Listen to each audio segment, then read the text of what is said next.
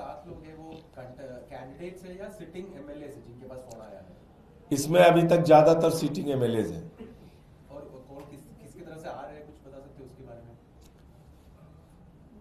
मतलब किसके बारे में आ रहा है मैं नहीं समझा। भारतीय जनता पार्टी की तरफ से आ रहा है और किसकी तरफ से आ रहे हैं वो समय पे खुलासा करेंगे उसका।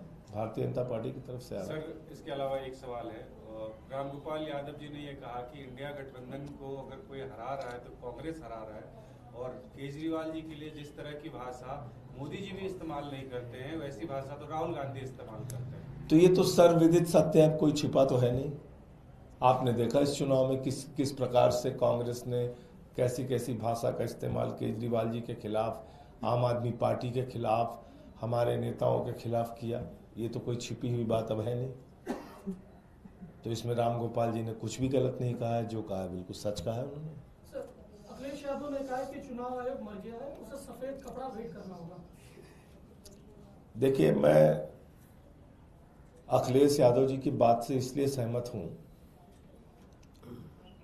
कि जिस नई दिल्ली विधानसभा के क्षेत्र में सुप्रीम कोर्ट है, चुनाव आयोग है और हमारे लोकतंत्र का सबसे बड़ा मंदिर संसद है, और आप सब लोग उसके गवाह हैं, कोई तीसरे गवाह की भी जरूरत आपको नहीं है।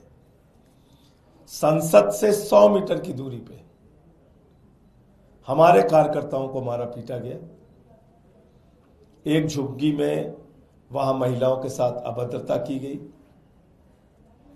संसद से 2-4 किलोमीटर के दायरे में चुनाव आयोग के नाक के नीचे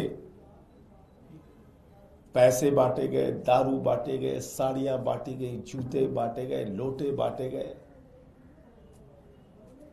खुला खेल चला।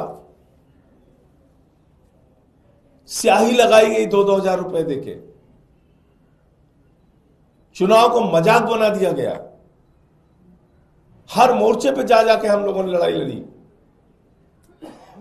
चुनाव आयोग से शिकायत किया, अनुरोध किया बार बार, कुछ कीजिए, कुछ कार्रवाई कीजिए।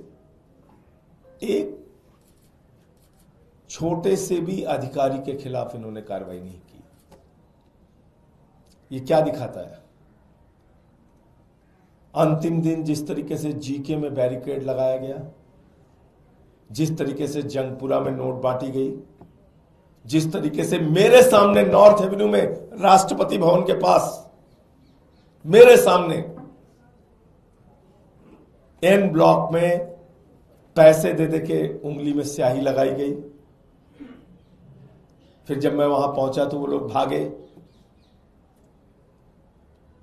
तो आप अंदाजा लगा सकते हैं कि चुनाव आयोग के बारे में अगर अखिलेश यादव जी ऐसी टिप्पणी कर रहे हैं तो उसके पीछे का दर्द क्या है।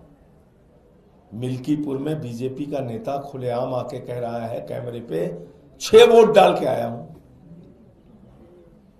सुना नहीं सुना आपने? 2 केंद्रीय मंत्रियों के घर में, यही दिल्ली के अंदर 33 वोट, 26 वोट, 27 वोट सांसदों के घर में बीजेपी के,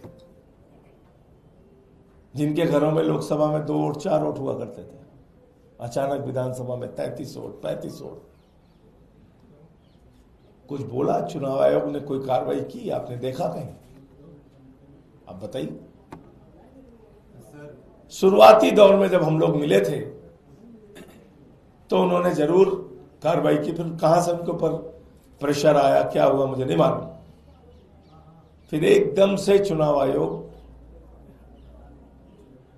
जिसको कहते हैं कोमा की अवस्था में चला गया, फिर वहां से नहीं निकल पाया।